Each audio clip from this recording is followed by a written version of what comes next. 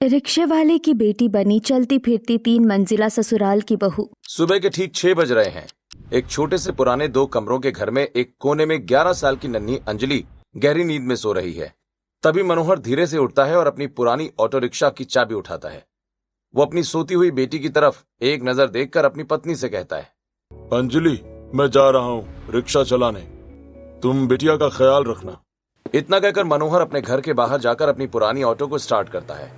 Auto की तेज फटफट की आवाज से अंजलि की नींद टूट जाती है। वो झटके से उठती है और नंगे पैर घर के दरवाजे की तरफ दौड़ती है। पापा, पापा रुकिए, प्लीज रुकिए, मुझे आपसे बात करनी है। मनोहर पीछे मुड़कर नहीं देखता और चला जाता है। अंजलि दरवाजे पर से देखती रह जाती है। उसकी आंखों में आंसू आ जाते हैं। तभी उसकी माँ सुमन पीछे से आती है और उसके कंधे पर हाथ रखकर कहती है, क्या हुआ मेरी गुड़िया, तू इतनी सुबह क्यों उठ गई? माँ, आज भी पापा मुझसे मिले बिना चले गए। मुझे उनसे कितनी सारी बातें करनी थी।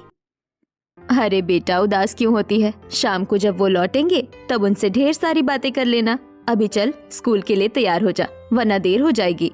पापा हर बार ऐसा ही करते हैं माँ। मैं उनका कितना इंतजार करती हूँ और वो मुझसे बात किए बिना ही चले जाते हैं। क्या उन्हें मुझसे प्यार नहीं है? पगली, ऐसे क्यों बोल रही है? वो तुझसे बहुत प्यार करते हैं और माँ है ना तेरे साथ। आज मैं तुझे बहुत अच्छे से तैयार करूंगी। ऐसा कहकर सुमन अंजलि को घर के अंदर ले जाकर नहलाती है और स्कूल की यूनिफॉर्म पहनाकर घर की दहलीज पर बिठाकर लंबी चोटियां गूंथने लगती है। तभी अंजलि देखती है कि सामने वाली पड़ोसी के घर पर एक छोटी लड़की बैठी है। उसके पिता बड़े प्यार से उसके बालों में तेल लगा रहे हैं। ये देखकर अंजलि कहती है, माँ देखो ना, सोनू के पापा उसके बालों में तेल लगा रहे हैं। काश मेरे पापा भी मेरे पास होते। क्या मेरा भी ऐसा टाइम कभी आएगा? आएगा बेटा, जरूर आएगा। तू बस पढ़ाई पर ध्यान दे। सुमन अंजलि को तैयार करके स्कूल छोड़ने पैदल ही जा रही होती है कि तभी अंजलि देखती है कि कुछ बच्चे अपने माता पिता दोनों का हाथ पकड़कर स्कूल जा रहे हैं। अंजलि खामोशी से ये सब देखती रहती है और मन ही मन सोचती है, काश पापा भी मुझे स्कूल छोड़ने आते तो मुझे बहुत खुशी होती। तभी स्कूल आ जाता है और सुमन अंजलि को स्कूल के गेट पर छोड़कर वापस घर आ जाती है। फिर दोपहर में जब स्कूल की छुट्टी होती है तो अंजलि बाहर आकर देखती है कि सुमन गेट पर अकेली खड़ी है। अंजलि अपनी माँ से पूछती है, मम्मी, पापा नहीं आए? बेटा, पापा तो ऑटो चला रहे हैं, सवारियां बहुत है आज। तू घर चल, मैंने तेरे लिए तेरे फेवरेट आलू के पराठे बनाकर रखे हैं, खूब सारा मक्खन डालकर। इतना कहकर सुमन अंजलि का हाथ पकड़कर उसे घर ले जाने लगती है। चलते चलते अंजलि 2 बच्चों को देखती है कि एक बच्चा अपने पापा के कंधे पर बैठकर घूम रहा है और दूसरा अपने पापा की साइकिल पर। अंजलि घर पहुंचकर खाना खाती है और फिर घर की दहलीज पर बैठकर अपने पापा का इंतजार करती है कि तभी उसकी माँ सुमन, अरे बेटा, क्या हुआ? यहाँ क्यों बैठी हो? अंदर आओ, मेरे साथ बैठो। क्या तुम्हें अपना होमवर्क नहीं करना? नहीं मम्मा, मैं यही बैठूंगी। मैं पापा का इंतजार कर रही हूँ। कहीं पापा आए और मुझसे मिले बिना फिर से चले गए तो मैं यही बैठूंगी जब तक पापा नहीं आएंगे। पगली लड़की, कितना प्यार करती है अपने पापा से। वो तो रात को ही आएंगे बेटा, चल अंदर आ। अंजलि नहीं मानती, वहीं बैठी रहती है। तभी वो देखती है कि गली में कुछ बच्चे अपने पापा के साथ पकड़म पकड़ाई खेल रहे हैं। ये देखकर अंजलि अपने आप से कहती है, पापा जल्दी आओ ना, मुझे भी आपके साथ ऐसे ही खेलना है। ऐसे ही वक्त बीतता है और धीरे धीरे अंधेरा होने लगता है। तभी सुमन फिर से बाहर आती है। बेटा, अब तो अंधेरा हो गया है, खाना खा ले, तुझे भूख लगी होगी। नहीं माँ, मुझे भूख नहीं लगी, मुझे पापा के साथ ही खाना खाना है। अपने पापा का इंतजार करते करते अंजलि दहलीज पर ही सिर टिकाकर सो जाती है। सुमन उसे धीरे से गोद में उठाती है और बिस्तर पर लाकर सुला देती है। ऐसे ही समय बीतता है और ऑटो चलाने की वजह से अंजलि के पिता उसे मिल नहीं पाते और एक दिन रात के करीब 11 बजे अंजलि गहरी नींद में सो रही थी कि तभी उसे ऑटो की आवाज आती है। ऑटो की आवाज सुनते ही अंजलि की नींद खुल जाती है। वो भागकर बाहर आकर देखती है कि उसके पिता आ चुके हैं। अंजलि दौड़कर अपने पिता के पास जाती है और कहती है, पापा, पापा आ गए आप? अरे मेरी गुड़िया अभी तक जगी हुई है। हाँ मनोहर अंजलि को अपनी गोद में उठाकर घर के अंदर ले आता है। मेरी गुड़िया अब तक सोई नहीं? हाँ, इतनी रात हो गई है बेटा, कल स्कूल भी तो जाना है। कैसे सो जाती पापा? आप तो सुबह बिना मिले चले जाते हो और रात को भी मेरे सोने के बाद आते हो। मुझे आपसे कितनी सारी बातें करनी होती है, आप मुझसे मिलते क्यों नहीं? बाकी बच्चों के पापा उनके साथ खेलते हैं, पार्क जाते हैं, लेकिन आप तो मेरे साथ नहीं खेलते। बेटा मैं भी तेरे साथ खेलना चाहता हूँ, लेकिन क्या करूँ? अगर मैं ये काम नहीं करूँगा तो हमारा घर कैसे चलेगा? तेरी स्कूल की फीस, घर का राशन, ये खाना, ये सब कैसे आएगा बेटा? तेरे अच्छे भविष्य के लिए मुझे मेहनत तो करनी ही पड़ेगी ना बेटू। पापा, कितना अच्छा होता ना अगर हमारा चलता फिरता घर होता। जहाँ जहाँ आप जाते वहाँ वहाँ मैं भी आपके साथ रहती। हाँ बेटा, सचमुच बहुत अच्छा होता। पापा देखना, मैं बड़ी होकर खूब पढ़ूंगी और बहुत बड़ी अफसर बनूंगी। फिर मैं आपके लिए और मम्मी के लिए एक चलता फिरता घर बनाऊंगी, 3 मंजिल का घर। आप जहाँ भी काम पर जाओगे हमारा घर भी आपके साथ चलेगा। हम सब हमेशा साथ रहेंगे और आपको कभी हमसे दूर जाने की जरूरत नहीं पड़ेगी। पगली कहीं की, ऐसा कहीं होता है क्या? चलता फिरता घर आज तक कभी बना है क्या? आज तक ऐसा घर नहीं बना, लेकिन मैं ऐसा घर बनाऊंगी। ये सुनकर मनोहर और सुमन एक दूसरे को देखकर मुस्कुराते हैं। समय का पहिया घूमता है और यही सपना लिए अंजलि बड़ी हो जाती है और अब वो कॉलेज में दाखिला ले लेती है। उसके पिता मनोहर अब बूढ़े हो चुके थे, लेकिन आज भी अपनी पुरानी रिक्शा से ही घर चलाते हैं और अंजलि अब भी उनसे अक्सर नहीं मिल पाती। ऐसे ही एक दिन अंजलि कॉलेज के लिए निकल रही होती है कि तभी देखती है कि उसके पापा सो रहे होते हैं। अंजलि अपने पापा के पास जाकर बैठती है और कहती है, पापा, मुझे अपना सपना अभी याद है। मैं आपके लिए चलता फिरता घर बनाऊंगी ताकि आपसे रोज मिल सकूं। पास खड़ी सुमन ये सुनकर कहती है, बेटा, सिर्फ अपने पापा के ही साथ रहोगी, मेरे साथ नहीं? अरे माँ, मैं तो हमेशा ही आपके साथ रहती हूँ। आपके साथ रहकर ही मेरा बचपन बीता है। बस अगर नहीं रह पाई तो पापा के साथ, इसीलिए मुझे पापा के साथ रहना है। इतना कहकर अंजलि अपना बैग उठाकर अपनी माँ से कहती है, ठीक है माँ, आज मुझे अपनी फाइल भी जमा करनी है, मैं चलती हूँ। इतना कहकर अंजलि अपना प्रोजेक्ट लेकर कॉलेज के लिए निकल जाती है और कॉलेज पहुंचकर क्लासरूम में बैठ जाती है। जिसके बाद क्लास स्टार्ट होती है। फिर प्रोफेसर खन्ना अंजलि से कहते हैं, अंजलि ये क्या है? मैंने दुनिया बदलने का कॉन्सेप्ट मांगा था और तुम ये क्या कोई खिलौना बनाकर लाई हो? एक घर जिसमें पहिए लगे हैं, भला इससे दुनिया कैसे बदलेगी? सर, ये सिर्फ एक घर नहीं है, ये एक चलता फिरता 3 मंजिला घर है। ये उन लाखों लोगों के लिए है जो अपनी रोजी रोटी कमाने के लिए महीनों और सालों तक अपनी फैमिली से दूर रहते हैं। इस घर के जरिए काम और परिवार कभी अलग नहीं होंगे। आप जहाँ भी काम पर जाएंगे, आपका घर और आपकी दुनिया आपके साथ चलेगी। क्या बकवास है? तुम कहना चाहती हो कि सड़कों पर घर घूमेंगे? अगर घर सड़कों पर घूम रहे होंगे तो फिर गाड़ियां कहाँ चलेंगी? आसमान में? ये पूरी तरह फालतू आइडिया है। ये सुनकर पूरी क्लास अंजलि पर हंसने लगती है, लेकिन अंजलि निराश नहीं होती, बल्कि वो मन ही मन सोचती है, सर, आज आप भले ही हंस रहे हो, लेकिन एक दिन ये सपना जरूर पूरा होगा। ये सपना सिर्फ मेरे लिए नहीं, ये मेरे पापा के लिए है, जिन्होंने अपनी पूरी जिंदगी हमसे दूर रहकर हमें पालने में लगा दी। मैं उनके लिए ये करके रहूंगी। अपनी इस बकवास थ्योरी को बाहर ले जाओ अंजलि। मुझे इस पर कोई ग्रेड नहीं देना। नेक्स्ट। प्रोफेसर के ऐसा कहने पर अंजलि अपना मॉडल उठाकर क्लास से बाहर निकलकर कॉरिडोर में खड़ी हो जाती है। तभी वो देखती है कि एक लड़का चोरी छिपे डीन के कमरे में घुस रहा है। अंजलि ये देखकर हैरान हो जाती है। फिर कुछ देर के बाद डीन बाहर आकर कमरे को बाहर से ताला लगा देते हैं और वो लड़का अंदर ही बंद हो जाता है। ये देखकर अंजलि मन ही मन सोचती है, अरे, वो लड़का तो अंदर ही रह गया। डीन सर ने तो ताला लगा दिया है, अब वो बाहर कैसे आएगा? तभी वो देखती है कि वो लड़का परेशान होकर खिड़की से हाथ हिला रहा होता है। हे भगवान, कॉलेज में तो आज के बाद 4 दिन की छुट्टियां हैं। अगर ये बाहर नहीं निकला तो ये अंदर ही फंस जाएगा। मुझे इसकी मदद करनी पड़ेगी। ये सोचकर अंजलि वहीं खड़ी रहती है और फिर जैसे ही कॉरिडोर खाली होता है, अंजलि डीन के ऑफिस में पहुंचती है। इधर उधर देखती है और एक भारी पत्थर उठाकर ताले पर मारती है। 2-3 कोशिशों के बाद ताला टूट जाता है और राज झटके से दरवाजा खोलकर बाहर आता है और कहता है, ओ भाई, थैंक गॉड, तुमने मुझे बचा लिया यार, वरना तो आज मैं गया था। अंजलि वहां से जाने लगती है कि तभी राज कहता है, अरे अरे, जाने से पहले मुझे अपना नाम तो बता दो। मैं जा रही हूँ। अगर किसी ने मुझे तुम्हारे साथ यहाँ देख लिया तो मैं फालतू में फंस जाऊंगी। अरे रुको तो, कम से कम थैंक यू तो बोलने दो। कोई थैंक यू की जरूरत नहीं है, बस दोबारा ऐसी मुसीबत में मत पड़ना। इतना कहकर अंजलि वहां से चली जाती है। राज उसे जाते हुए देखता रह जाता है। फिर अंजलि घर पहुंचती है और अपनी माँ को अपने प्रोजेक्ट के बारे में बताती है। और कॉलेज में जो कुछ हुआ उसके बारे में भी बताती है। ये सुनकर सुमन कहती है, बेटा, मुझे ये सुनकर अच्छा नहीं लगा कि कॉलेज में सब तुझ पर हंस रहे थे। हंसने दो माँ, जिस दिन मैं अपना ये प्रोजेक्ट रेडी करूंगी उस दिन सभी मेरे लिए तालियां बजाएंगे। ऐसे ही फिर कॉलेज में छुट्टियां हो जाती हैं और देखते ही देखते छुट्टियां खत्म भी हो जाती हैं। कॉलेज दोबारा खुलता है। अंजलि लाइब्रेरी में बैठी कुछ किताबें ढूंढ रही होती है। तभी वहां राज अपने दोस्त को ढूंढते हुए आता है और उसको देखकर, अबे साले, मैंने पूरा कॉलेज छान मारा और तू यहाँ बैठा है। ओए मिस्टर राज, ये लाइब्रेरी है, मछली बाजार नहीं। अगर बकवास करनी है तो बाहर जाओ, यहाँ बच्चे पढ़ने आते हैं। अरे तुम यहाँ बैठी हो?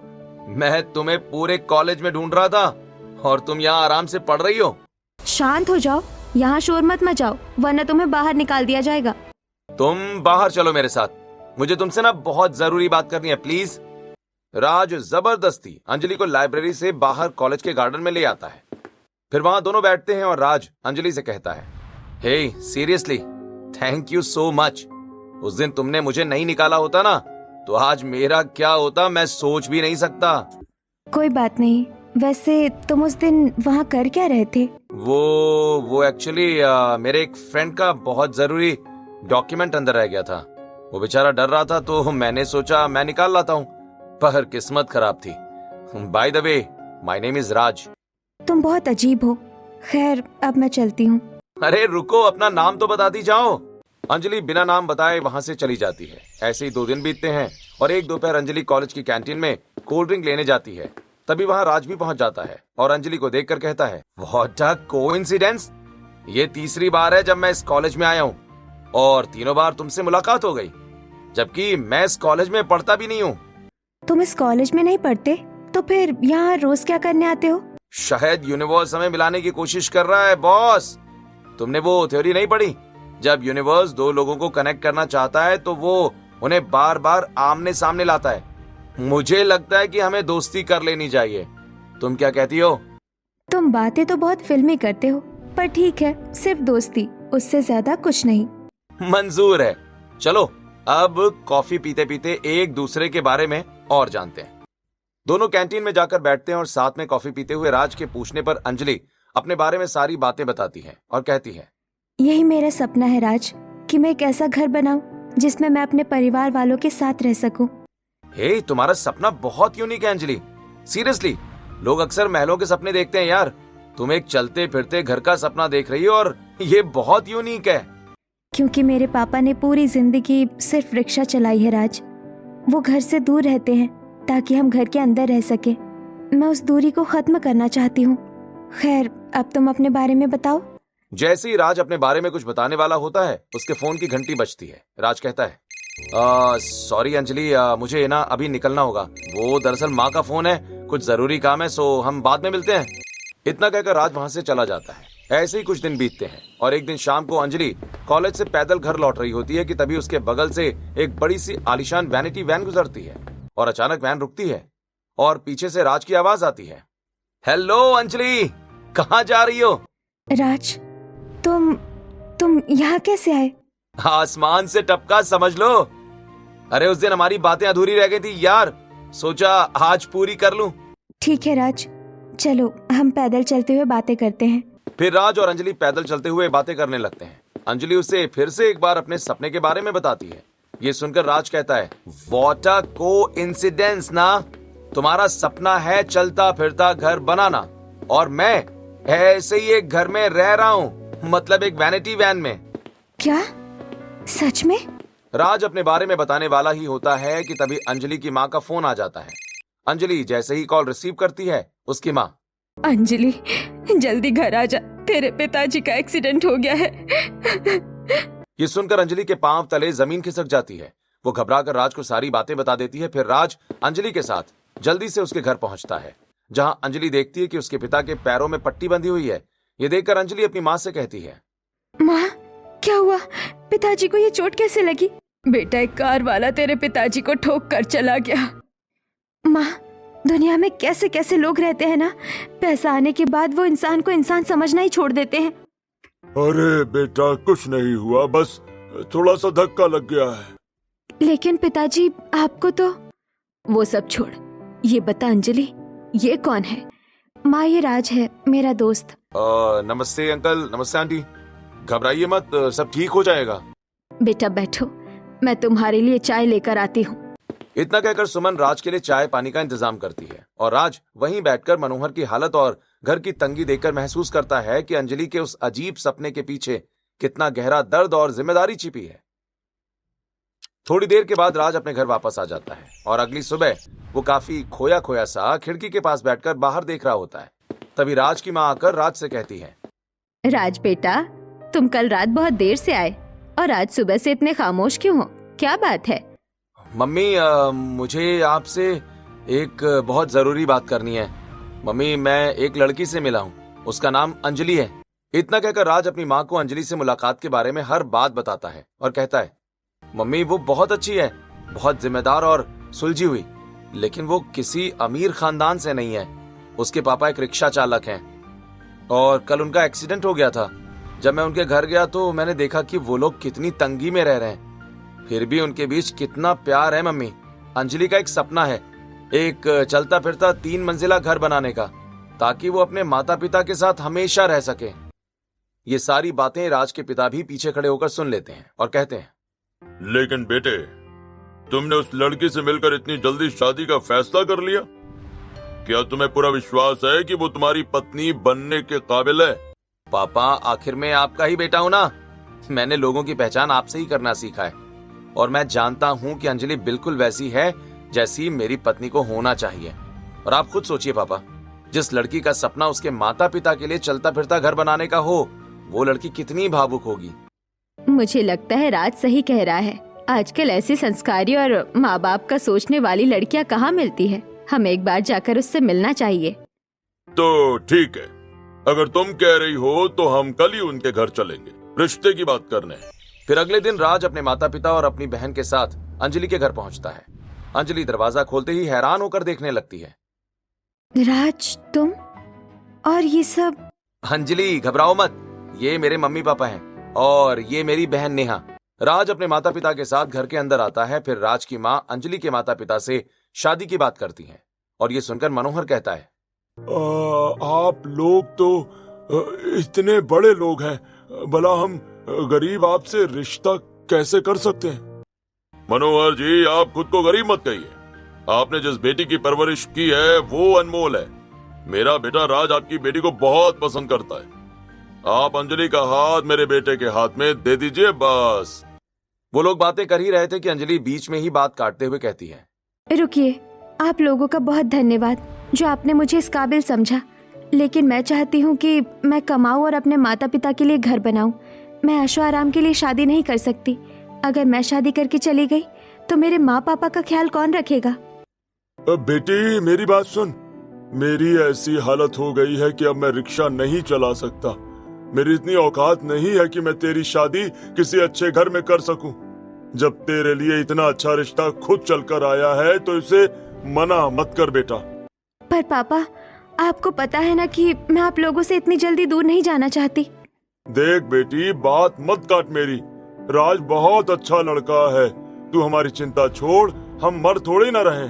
तू खुश रहेगी तो हम भी खुश रहेंगे। मेरी आखिरी इच्छा समझकर ये रिश्ता मान ले बेटा। ये सुनकर अंजलि की आंखों से आंसू आ जाते हैं। वो राज की तरफ देखती है जिसकी आंखों में ईमानदारी थी। फिर अंजलि रिश्ते के लिए हाँ कर देती है और फिर कुछ ही हफ्तों में धूमधाम से अंजलि और राज की शादी करवा दी जाती है। लेकिन शादी करने के बाद वो लोग वहीं खड़े रहते हैं। ये देखकर अंजलि कहती है, राज, हम कहीं जा क्यों नहीं रहे? यहीं क्यों खड़े हैं? इसलिए कि मेरे पास चलता फिरता घर है। हम घर के पास चलकर नहीं जाएंगे, घर हमारे पास चलकर आएगा। ये क्या बकवास कर रहे हो राज? घर भला हमारे पास चलकर कैसे आ सकता है? अरे भूल गई तुम? मैंने तुम्हें बताया था ना कि हमारे पास एक चलती फिरती वैनिटी वैन है। वो लोग ये बातें कर ही रहे थे कि दूर से हॉर्न की आवाज आती है और एक विशाल 3 मंजिला वैनिटी वैन जो किसी महल जैसी दिख रही थी वहां आकर रुकी। ये बिल्कुल वैसी ही थी जैसा अंजलि ने बचपन में सोचा था। तभी राज कहता है, यही हमारा घर है अंजलि, चलो अब कलश गिराओ और गृह प्रवेश करो। फिर अंजलि कलश गिराकर गृह प्रवेश करती है और अपना पहला कदम उस चलते फिरते ससुराल में रखकर अंदर आती है। अंदर जाती है तभी नेहा अंजलि का हाथ पकड़कर बोलती है, आइए भाभी, मैं आपको आपका सपनों का महल दिखाती हूँ। नेहा अंजलि को वैन के अंदर ले जाती है, जहां पहली मंजिल पर एक आलीशान लिविंग रूम और अत्याधुनिक किचन था, और दूसरी मंजिल पर बेडरूम और एक छोटा सा लाइब्रेरी एरिया, और फिर तीसरी मंजिल पर जो सबसे अद्भुत थी, वहां एक खुला डेक और एक छोटा सा स्विमिंग पूल बना हुआ था। ये सब देखकर अंजलि हैरान होते हुए कहती है, नेहा, ये तो सचमुच जादुई है। मैंने तो बस कल्पना की थी, पर ये तो हकीकत से भी सुंदर है। पूरा घर घूमने के बाद अंजलि हॉल में आकर अपने सास ससुर के साथ बैठती है। तब प्रताप कहता है, बहू, अब बताओ कि तुम्हें अपना ये चलता फिरता 3 मंजिला ससुराल कैसा लगा? पापा जी, ये बहुत अच्छा है। इसमें सारी सुख सुविधाएं हैं और ये तो मेरी सोच से भी ज्यादा अच्छा है। हम इसे कहीं पर भी लेकर जा सकते हैं। काश मेरे पास भी ऐसी वैन होती तो मैं अपने पापा से दूर कभी नहीं रहती। बहू, अब हम भी तो तुम्हारा ही परिवार हैं। जाओ जल्दी से अपनी पहली रसोई पूरी करो। हम लोग आज ही अपने इस चलते फिरते घर से फैमिली ट्रिप पर निकल रहे हैं। इतना सुनकर अंजलि किचन में जाती है और खाना बनाना शुरू करती है, लेकिन तभी वो देखती है कि फ्रिज में कोई सब्जी ही नहीं थी। ये देखकर अंजलि अपनी सास के पास जाती है और कहती है, सासू माँ, रसोई में तो कोई भी सब्जी नहीं है। हमें बाजार से सब्जियाँ लानी होगी। अरे बहू, तुम भूल गई, तुम चलते फिरते ससुराल में हो। सब्जियाँ बाजार से नहीं, बाजार हमारे पास आएगा। निर्मला ड्राइवर को आवाज देकर गाड़ी को पास वाली सब्जी मंडी की तरफ मोड़ देने को कहती है, जिसके बाद वैन धीरे धीरे सब्जी मंडी की तरफ मुड़ी और सब्जी मंडी पहुंचकर वैन की बड़ी खिड़की खुलती है। सब्जी वाला सीधे वैन के पास आ जाता है। फिर निर्मला वहीं बैठे बैठे ताजी सब्जियां खरीद लेती है। अंजलि ये सब देखकर बोल पड़ती है, अरे वाह सासू माँ, ये तो कमाल है। आपको घर से निकलकर मंडी जाने की जरूरत ही नहीं पड़ी। हाँ बहू, जब से ये चलता फिरता घर बना है, मैंने कभी पैदल जाकर सब्जी नहीं खरीदी। अब तुम जाओ और हमारे लिए कुछ अच्छा बनाओ। फिर अंजलि सब्जियां लेकर किचन में जाती है और बड़े प्यार से खाना बनाती है। फिर डाइनिंग एरिया में सभी के लिए खाना लगाती है और फिर प्रताप खाना खाकर कहता है, वाह बहू वाह, तुम्हारे हाथ के खाने का स्वाद तो भाई लाजवाब है। भाभी, लगता है आप हमारा दिल जीतने ही आई है। भैया, आप बहुत लकी हो। हाँ नेहा, जैसे मेरा दिल जीता। तभी तो ये रिक्शे वाले की बेटी आज इस 3 मंजिला चलते फिरते ससुराल की बहू बनी है। चलो, इसी खुशी में हमें एक लंबी ट्रिप पर लेकर चलिए। इसी बहाने बहू का भी घूमना फिरना हो जाएगा। ये सुनकर अंजलि खुश हो जाती है और थोड़ी देर के बाद गाड़ी हाईवे पर दौड़ने लगती है। शाम का समय था। राज और अंजलि वैन की तीसरी मंजिल पर स्विमिंग पूल के पास बने रूम में जाकर अपनी कॉस्ट्यूम चेंज करते हैं और फिर दोनों स्विमिंग पूल में नहाते हुए मॉकटेल और ठंडी ठंडी हवा का मजा लेने लगते हैं। तभी राज कहता है, कैसा लग रहा है अंजलि? तुम्हारे गालों पर ये ठंडी हवा का एहसास कैसा है? राज, ऐसा लग रहा है जैसे कोई सपना देख रही हूँ, जैसे प्यार से किसी ने मेरे गालों पर हाथ फेरा हो। तभी अंजलि अचानक उदास हो जाती है और ये देखकर राज कहता है, क्या हुआ अंजलि? अचानक तुम्हारे चेहरे की हंसी कहाँ गायब हो गई? कुछ नहीं राज, बस ऐसे ही मुझे बहुत ठंड लग रही है। मैं जा रही हूँ। इतना कहकर अंजलि स्विमिंग पूल से बाहर निकलती है और कमरे में जाकर अपनी ड्रेस चेंज करके नीचे चली आती है। ऐसे ही रात होती है और फिर रात को अंजलि अपने कमरे में बैठी खिड़की के बाहर अंधेरी सड़क को चुपचाप देख रही होती है। उसे यूं खोया हुआ देखकर राज उससे कहता है, हे क्या सोच रही हो अंजलि? राज, मैंने कभी नहीं सोचा था कि चलते फिरते घर से सड़क और इस रात की चांदनी को देखना इतना खूबसूरत हो सकता है। अंजलि, जैसे जैसे गाड़ी आगे बढ़ती जाएगी तुम्हें ये नजारे और भी खूबसूरत लगते जाएंगे। बस तुम देखती जाओ। ऐसे ही कुछ दिन और बीतते हैं और एक दिन अंजलि की सास, ससुर और ननद छत पर स्विमिंग पूल में नहा रहे होते हैं। उसी समय अंजलि अपने कमरे में बैठकर अपने पति का हाथ पकड़कर उससे बातें कर रही होती है। क्या देख रहे हो राज? कुछ नहीं अंजलि, बस तुम्हारी आंखें देख रहा हूँ और सोच रहा हूँ कि बाहर का नजारा ज्यादा खूबसूरत है या फिर तुम्हारी आंखें। क्या? कुछ भी। अभी भी लाइन मार रहे हो मुझ पर? अब तो मैं तुम्हारी पत्नी बन चुकी हूँ। अरे तो पत्नी बन गई हो इसका मतलब ये थोड़ी ना है कि मैं तुम्हें अपना प्यार जताना छोड़ दूंगा। हाँ हाँ, बड़े आए हीरो बनने वाले। वो तो मैंने अपने पापा के समझाने पर शादी के लिए तैयार हो गई। अंजलि अपने पापा का नाम लेते ही फिर उदास हो जाती है। ये देखकर राज कहता है, क्या हुआ अंजलि, तुम हंसते हंसते फिर उदास हो गई? कुछ नहीं राज, बस मुझे नींद आ रही है। ऐसा कहकर अंजलि सो जाती है। अगली सुबह जब उसकी आंख खुली तो गाड़ी एक झील के किनारे रुकी हुई थी। बाहर का नजारा बहुत सुंदर था। सुबह की पहली किरण पानी पर नाच रही थी। अंजलि हॉल में आकर देखती है उसके ससुर खिड़की से मछली खरीद रहे थे। ये देखकर अंजलि कहती है, अच्छा तो पापा जी आज आप मछली खरीद रहे हैं, इसका मतलब है आज मछली बनेगी। हाँ बेटा, और आज मछली मैं और नेहा मिलकर बनाएंगे। इतना कहकर प्रताप और नेहा रसोई में जाकर फिश करी बनाने लगते हैं। प्रताप और नेहा साथ में बहुत हंसते मस्ती करके खाना बना रहे होते हैं। रसोई के दरवाजे पर खड़ी अंजलि ये सब देख रही थी। फिर थोड़ी देर के बाद फिश करी को डाइनिंग टेबल पर लगाते हुए प्रताप कहता है, लो बहू, ये फिश खाकर बताओ कैसी बनी है। अंजलि फिश करी खाकर तारीफ करते हुए कहती है, जी पापा जी बहुत अच्छी बनी है, आपका बहुत शुक्रिया। लेकिन तभी निर्मला देखती है कि अंजलि बहुत उदास है। निर्मला उससे कहती है, क्या हुआ बहू, तुम खुश नहीं हो क्या? निर्मला, बहू अभी अभी अपने माता पिता से दूर हुई है, याद तो आएगी ही ना। मुझे माफ कीजिएगा, मेरा मन थोड़ा ठीक नहीं है, मैं थोड़ी देर आराम करना चाहती हूँ। इतना कहकर अंजलि फिर से अपने कमरे में जाकर सो जाती है। लेकिन अब सभी लोग अंजलि के इस उदासी भरे व्यवहार का कारण समझ जाते हैं। और फिर अगले दिन अंजलि सोकर उठती है तो देखती है कि घर में कोई नहीं है। वो घर में हर जगह ढूंढती है लेकिन उसे कोई भी दिखाई नहीं देता। अंजलि परेशान होकर दरवाजे की तरफ जाती है, तभी राज अंदर आता है।